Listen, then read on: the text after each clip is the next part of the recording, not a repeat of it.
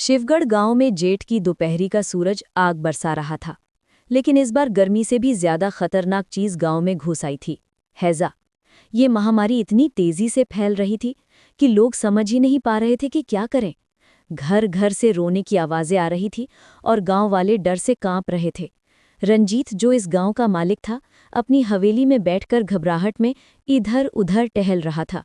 उसके चेहरे पर सिर्फ अपनी जान की चिंता दिख रही थी।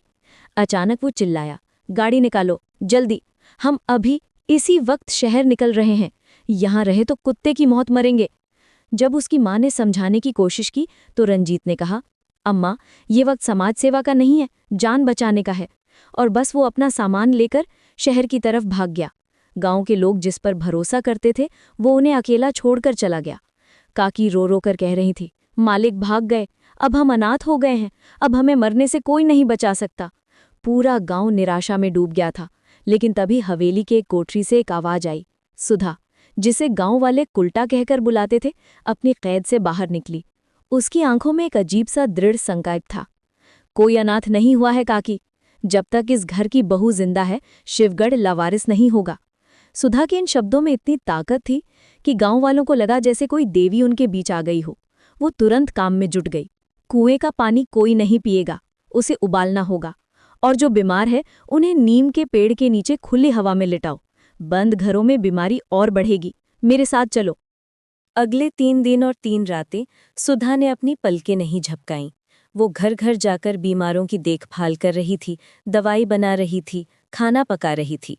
जब कोई पूछता कि वो इतना क्यों कर रही है, तो वो कहती, जिसके पास खोने के लिए जिंदगी ही न बची हो, उसे मौत का क्या डर। तीसरी रात छोटी मुनिया की हालत बहुत खराब हो गई। वो बेहोशी में बड़बड़ा रही थी। सुधा दीदी, तुम तो गंदी हो ना, रंजीत बाबू कहते थे। सुधा ने उसके माथे पर हाथ रखा और धीरे से कहा, हाँ मुनिया, मैं गंदी हूँ, शायद इसीलिए कीचड़ साफ कर पा रही हूँ। तुम सो जाओ। और सच में सुधा की देखभाल से मुनिया की जान बच गई। जब गांव में स्थिति सुधरने लगी तो सरपंच जी सुधा के पास आए। उनकी आंखों में आंसू थे। वो सुधा के पैरों में गिर गए और कहा, सजा हमें दो बिटिया। हमने कांच को हीरा समझकर पूजा और हीरे को पत्थर समझकर ठोकर मारी। पूरा गांव सुधा के सामने झुक गया था। सरपंच जी ने कहा, आज से तुम इस गांव की बहू नहीं, इस गांव की माँ हो। और माँ का कोई चरित्र नहीं पूछता, माँ को सिर्फ पूजा जाता है। ये गांव तुम्हारा ऋणी है सुधा बेटी। सुधा ने विनम्रता से कहा, ये क्या कर रहे हैं काका? मैं कोई देवी नहीं हूँ, मैं बस एक औरत हूँ। आपने मुझे इंसान समझना शुरू कर दिया, यही मेरे लिए काफ़ी है। अब गांव वाले रंजीत की हवेली को सुधा देवी की हवेली कहने लगे थे। संकट के समय ही पता चला था कि कौन हीरा है और कौन पत्थर। लेकिन कहानी यहीं खत्म नहीं होती। जब रंजीत को शहर में पता चला कि सुधा अब गांव की मुखिया बन गई है, तो उसे बहुत गुस्सा आया।